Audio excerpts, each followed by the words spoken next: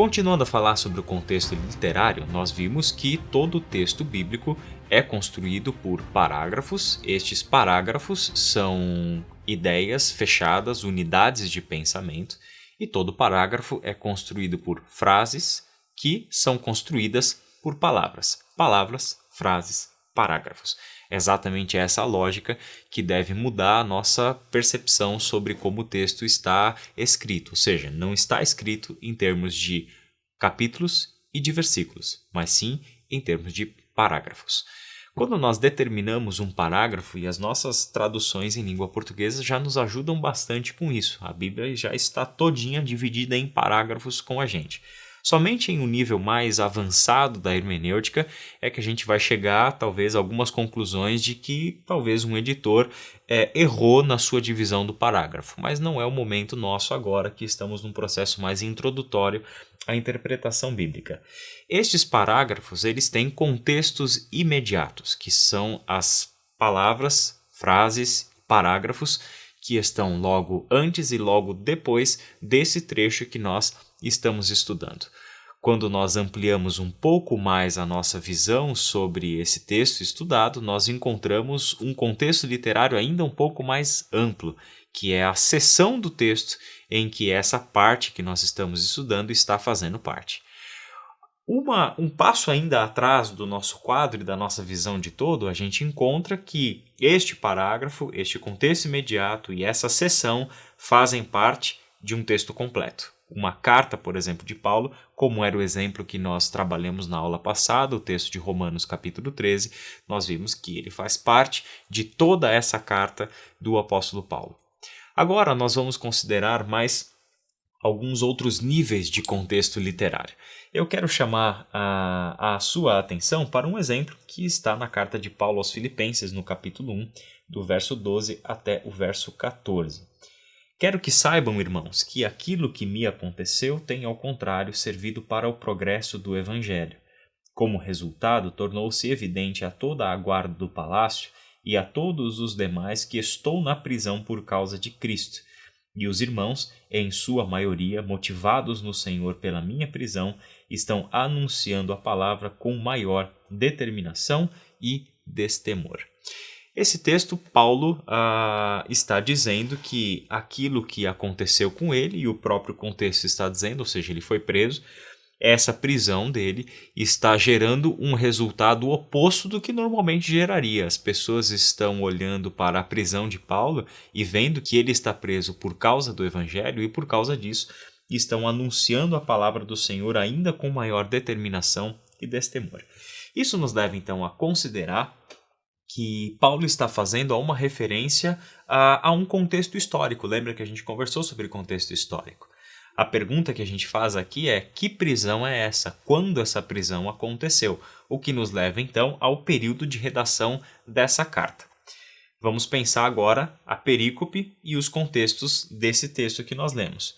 Capítulo 1, versículo 12 até o versículo 14, momento inicial da carta. Ele tem um contexto imediato, ou seja, o argumento de Paulo sobre esse assunto da sua prisão e o que a sua prisão está gerando em relação ao Evangelho está sendo trabalhado tanto antes quanto depois dessa pequena porção que nós acabamos de ler. Isso nos leva também a considerar o contexto da carta como um todo, que é a carta aos Filipenses. E agora a gente vai para mais um nível de contexto literário. A carta aos Filipenses faz parte de um contexto histórico da vida de Paulo, onde ele escreveu 4 cartas. Esse contexto literário é importante por quê? Porque Filipenses não é um texto isolado que ele escreveu nesse período, mas ele faz parte de um conjunto de textos que nós conhecemos como cartas da prisão, período da sua vida em que Paulo estava preso, e dessa prisão ele escreveu 4 textos, a carta de Paulo aos Efésios, Colossenses, Filipenses e Filemão. Esses 4 textos, conhecido como o conjunto das cartas da prisão, eles podem muito bem ser lidos em conjunto. Principalmente, por exemplo, quando nós vamos para a carta de Efésios e a carta aos Colossenses. Nós vamos perceber uma similaridade muito grande entre os assuntos nessas 2 cartas, o que uma carta vai nos ajudar a interpretar a outra carta. O mesmo vale para outros textos do Novo Testamento. quando nós ampliamos a ideia de contexto literário para o contexto mais amplo do autor dessa carta. Primeira carta de Pedro, segunda carta de Pedro, os textos de João, todos esses são contextos, exemplos de contextos literários do autor do texto. E aí os outros dois níveis, né? E aí chegando ao fim dos níveis de contexto literário que nós temos. O contexto literário maior da carta aos Filipenses ou da carta aos Romanos é o Novo Testamento como um todo. Ou seja, interpretamos esse texto dentro de um conjunto histórico e literário que são os 27 textos do Novo Testamento. E por fim, levamos em consideração o contexto literário da Bíblia como um todo. Ou seja, a carta aos Filipenses, o contexto imediato e o parágrafo que nós estamos estudando, na verdade, fazem parte de um todo muito maior, que é a revelação como um todo de Deus nas Escrituras. É essa relação de todo com partes que vai influenciar a forma como nós estamos interpretando um texto bíblico. Ou seja, a parte e as nossas conclusões sobre aquilo que um texto está dizendo para nós não pode, em hipótese alguma, contradizer o todo, nem do seu contexto literário imediato, nem do contexto da carta como um todo, nem da mensagem do Novo Testamento e muito menos da mensagem da Escritura como um todo. Todo esse leque de contexto literário deve ser visto como fazendo um jogo, onde o todo me ajuda a entender a parte e a parte me ajuda a entender o todo. A Rádio Transmundial é um veículo de comunicação presente em 80% do planeta e que tem como objetivo levar as boas novas do Evangelho aos que não a conhecem, bem como dar crescimento e maturidade cristã àqueles que desejam servir a Deus de forma integral. Mais informações em www.transmundial.org.br. Transmundial, para todo mundo ouvir. É uma alegria muito grande nós apresentarmos a você a Faculdade Teológica Batista de São Paulo, que desde 1957 tem capacitado líderes, homens e mulheres, para que conheçam a palavra de Deus, para que conheçam a teologia, para que conheçam a prática ministerial e também saibam interpretar esse mundo para a igreja. Venha conhecer a faculdade, venha assistir uma aula aqui conosco sem compromisso.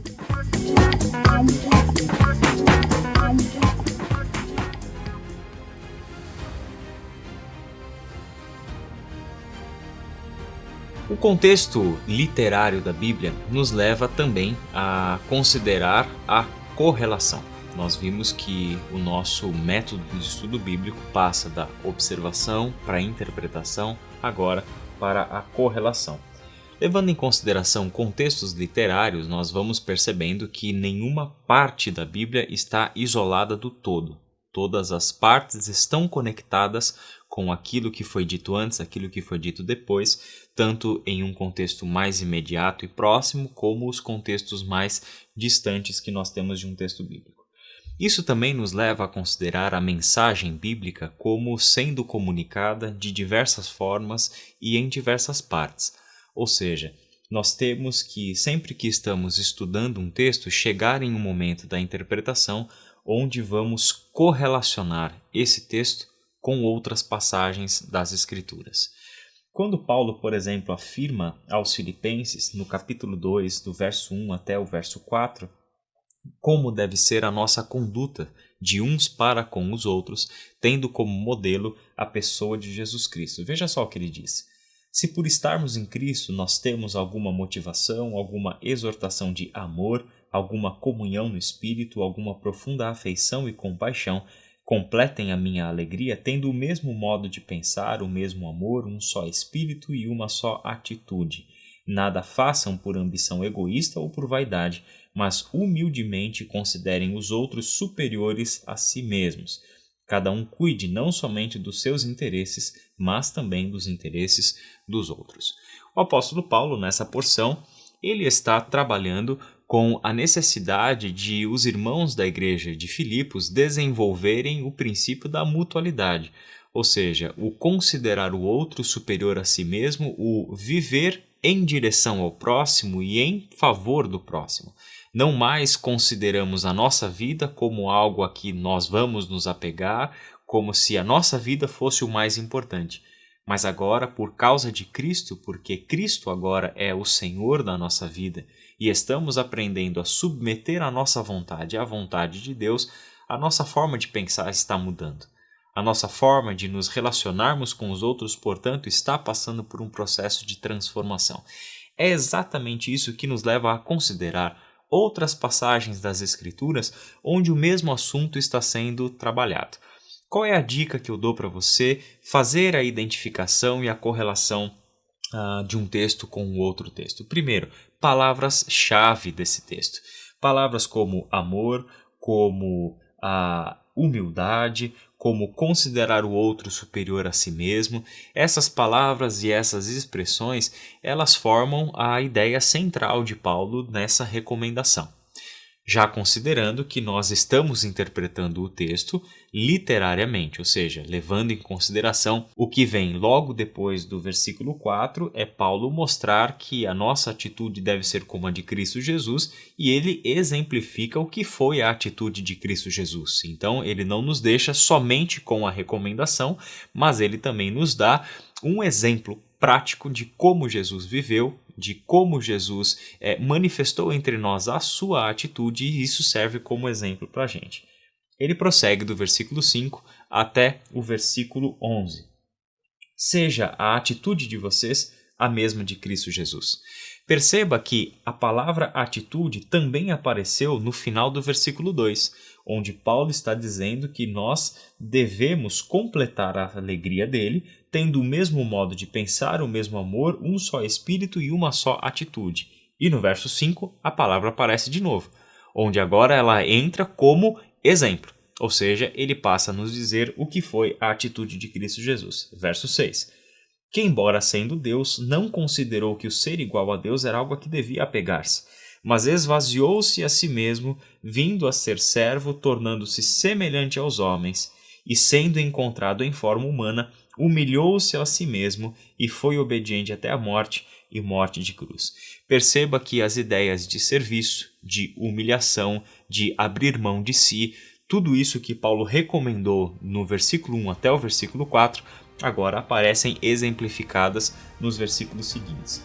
Por isso Deus o exaltou à mais alta posição e lhe deu o nome que está acima de todo nome, para que ao nome de Jesus se dobre todo o joelho nos céus, na terra e debaixo da terra, e toda língua confesse que Jesus Cristo é o Senhor, para a glória de Deus Pai.